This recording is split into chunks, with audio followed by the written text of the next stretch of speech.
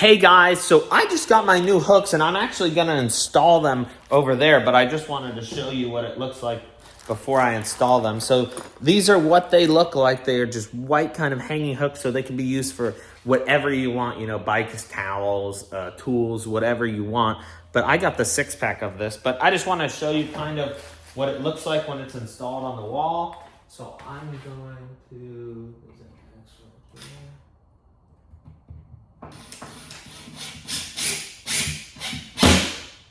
so there we go.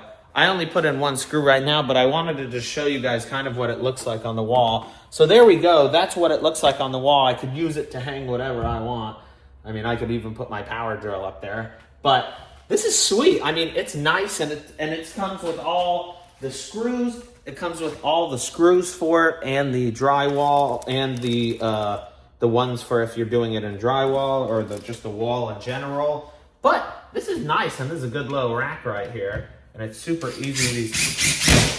There we go. So now I got this nice strong rack, and I can just put my stuff on it.